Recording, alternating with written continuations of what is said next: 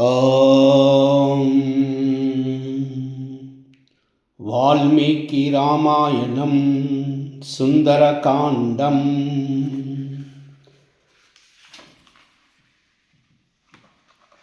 शुक्लाम्बरधरं विष्णुं शशिवर्णं चतुर्भुजं प्रसन्नवदनं ध्यायेत् सर्वविघ्नोपशान्तये। अगजाननपद्मार्कं गजाननमहर्निशम् अनेकदन्तं भक्तानाम् एकदन्तमुपास्महे। या कुन्देन्दुतुषारहारधवला या शुभ्रवस्त्रान्विता या वीणावरदण्डमण्डितकरा या श्वेतपद्मासना या ब्रह्माच्युतशङ्करप्रभृत्यै देवैः सदा पूजिता सा मा पातु सरस्वती भगवती निःशेषजाड्याप। कूजन्तं राम रामेति मधुरं मधुराक्षरम् आरुह्य कविताशाखां वन्दे वाल्मीकिकोकिलम्। गोष्पदीकृतवाराशिं मशकीकृतराक्षसं रामायण महामाला रत्नं वन्दे अनिलात्मजम्। अञ्जनानन्दनं वीरं जानकी शोकनाशनं कपीशमक्षहन्तारं वन्दे लङ्काभयङ्करम्।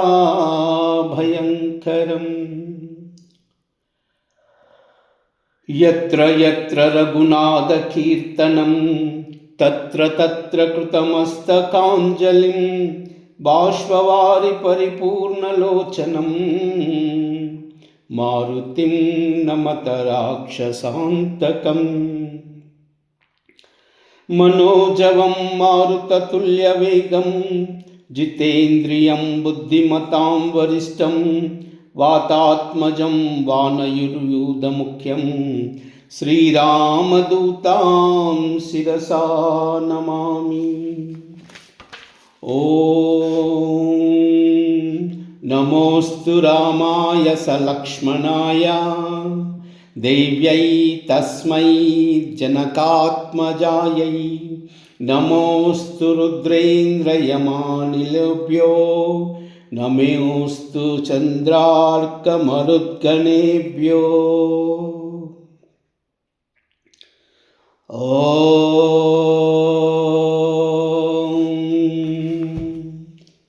श्रीरामाय नमः। ॐ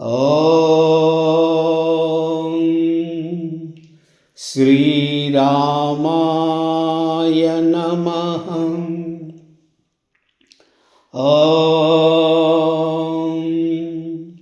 श्रीरामाय नमः। ततो रावणनीतायां सीताया शत्रुकर्षणः येष पदमन्वेष्टुं चारणाचरिते फति दुष्करं निष्प्रतिद्वन्द्वं चिकीर्षन् कर्मवानरः समुद्रग्रशिरोग्रीवो गवां पतिरिवाभवौ। अत वैढूर्यवर्णेषु शाद्वलेषु महाबलः धीरः सलिलकल्पेषु विचचार यदासुकं द्विजान् वित्रासयन् धीमान् उरसा पादपान् हरन् मृगाञ्च सुबाहुन् निघ्नन् प्रवुद्धैव केसरी नीललोहितमांजिष्टः पत्रवर्णैः सितासितैः स्वभाववीतैश्चित्रैः धातुभिः समलङ्कृतम् कामरूपिभिराविष्टम् अभीक्षणं सपरिच्छद्यै यक्षकिन्नरगन्धर्वैर्देवकल्पश्च पन्नगैः स तस्य गिरिवरस्य तले नागवरायुते तिष्ठन् कपिवरतस्त्र हृदे नागैवाभवौ स सूर्याय महेन्द्राय पवनाय स्वयंभुवे भूतेभ्यश्चाञ्जलिं कृत्वा चकार गमने मतिम् अञ्जलिं प्राग्मुखं कुर्वन् कृत्वा पवनात्मयोनये ततो विववृधे गन्तुं दक्षिणां दिशं प्लवङ्गप्रवरैर्दृष्टः प्लवने कृतनिश्चयः ववृधे रामवृद्ध्यर्थं समुद्र इव पर्वसुः निष्प्रमाण शरीरः सन् लिलङ्ग ईशुरनवं बाहुभ्यापीडयामास चरणाभ्यां च पर्वतं सचलाचल चापि मुहूर्तं कपिपीडितः तरूणां पुष्पिताग्राणां सर्वं पुष्पमाशायत् तेन पादपमुक्तेन पुष्पौघेन सुगन्धिना सर्वतः संवृतशैलो भवौ पुष्पमयो यथा तेन चोत्तमवीर्येण पीड्यमानः स पर्वतः सलिलं संसुप्राव मदं मत्त इव द्विपः पीड्यमानस्तु बलिना महेन्द्रस्तेन पर्वतः रीतिर्निर्वर्तयामास काञ्चनाञ्जनराजतीम् मुमुचा च शिलाशैलो विशाला सुमना शिला मध्यमेनार्चिषाजुष्टो धूमराजीवरानलः गिरिना पीड्यमानानि सर्वतः गुहाविष्टानि भूतानि विनेदुर्वकृतैः सरैः स महासत्त्वसन्नादः शैलपीडानिमित्तजः पृथिवीं पूरयामास दिशश्चोपवनानि च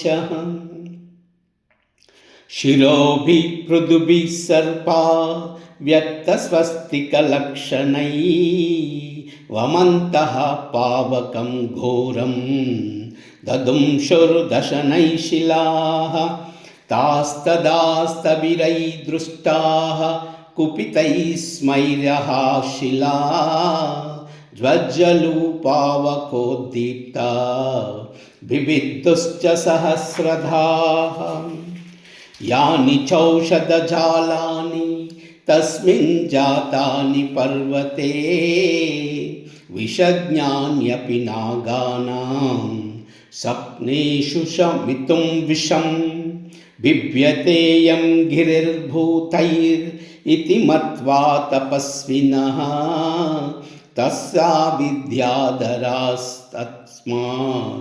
उत्प्रेतु श्रीघनैः सह पानभूमिगतं हित्वा हैममावभाजनं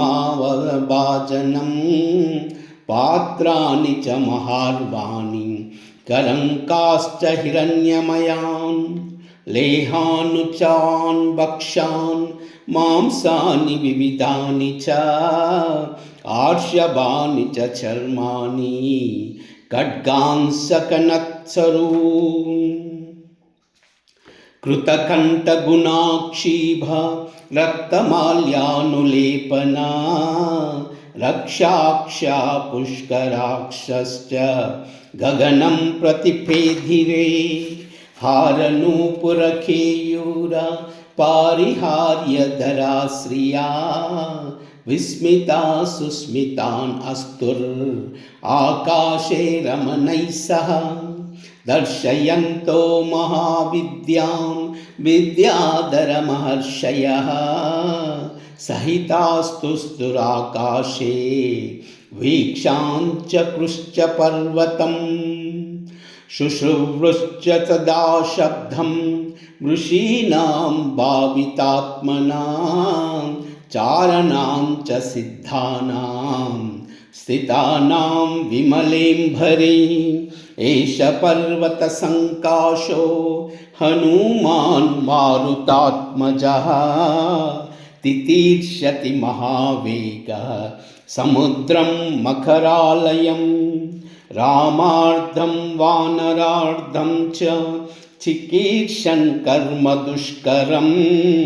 समुद्रस्य परं पारं दुष्प्रापं प्राप्तुमिच्छति इति विद्याधर श्रुत्वा वचस्तेषां महात्मनां तमप्रमेय ददुषु पर्वते वानर वृषभम् दुदुवे च सरोमानि च कम्पे च जालोपमपः ननाद सुमहानादं सुमहानिवतो यदः आनुपूर्वेण वृत्तं च लाङ्गूलं रोमभिश्चितम् उत्पत्तिष्यन् विपिक्षेप पक्षिराज इवोरगम् तस्य लाङ्गूल आविद्धम् आत्यवेगस्य पृष्ठतः ददृश्ये गरुडेनैव ह्रियमाणो महोरगः बहुः सम्भायमां महापरिगसन्निभौ ससादच्च कपिकाठ्यं चरणौ सङ्कुचोच्छचः संहृत्य बुभौ श्रीमां तदैव च शिरोददां तेजः सत्वं तदा वीर्यम् आविवेश स वीर्यवान् मार्गमालोकयन् धूरात् ऊर्ध्वं प्रणिहितेक्षण रुरोध हृदये प्राणान् आकाशमवलोकयन् पद्भ्यां दृढमवस्थानं कृत्वा स कपिकुञ्जरः निकुञ्चकर्णहनुमान् उत्पत्तिष्यन् महाबलः वानरान् वानरश्रेष्ठ इदं वचनमब्रवीत् यदा राघवनिर्मुक्तः शर्वः श्वसनविक्रमः गच्छेत्त्वदत्गमिष्यामि लङ्कां रावणपालितं न हि द्रक्ष्यामि इदित्यां लङ्कायां जनकात्मजम्। ॐ श्रीराम राम रामेति रमे रामे मनोरमे सहस्रनाम तत्तुल्यं रामनाम वरानने। श्रीराम श्रीराम श्रीराम। एतत् सर्वं श्रीमाता चरणार्पणमस्तु।